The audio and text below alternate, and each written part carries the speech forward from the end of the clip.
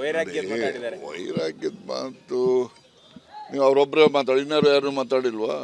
ವೈರಾಗ್ಯದ ಮಾತು D K Shivakumar ಹೇಳಿಲ್ವಾ? ನಾನು ಕಾರ್ಯಕರ್ತನಾಗಿರ್ತೀನಿ ಅಂತ ಹೇಳಿಲ್ವಾ? ಮತ್ತು ಅದು ವೈರಾಗ್ಯದಲ್ವಾ? ಅದನ್ನೇ ಕೇಳೋದಿಲ್ಲ ನೀವು. ನೀವೆಲ್ಲ ಭಾಳ ಇದಿದ್ದೀರಿ ನೀವೆಲ್ಲ.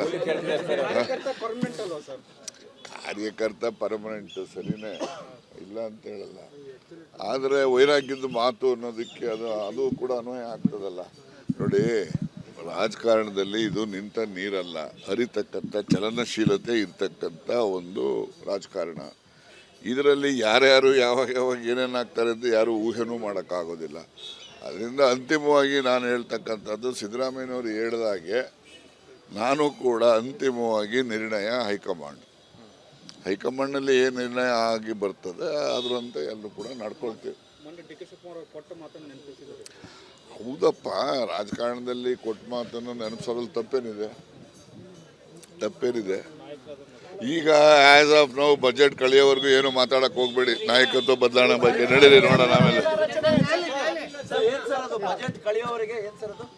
ಅಲ್ಲ, ರಾಜಕಾರಣದ ಯಾವುದೇ ಬದಲಾವಣೆಗಳನ್ನ ನೀವು ಯೋಚನೆ ಮಾಡಕ್ ಹೋಗ್ಬೇಡಿ, ಯಾರನ್ನು ಕೇಳಕ್ ಹೋಗ್ಬೇಡಿ.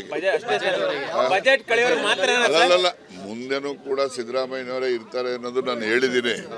ಆದ್ರೆ ಯಾವುದೇ ಗೊಂದಲ ಬಜೆಟ್ ಮುಗಿಯೋವರೆಗೂ ಮಾರ್ಚ್ 31ವರೆಗೂ ಯಾವುದು ಯೋಚನೆ ನೀವು ಯಾರು ಕಲ್ಪನೆ ಮಾಡ್ಕೊಳಕ್ ಹೋಗ್ಬೇಡಿ.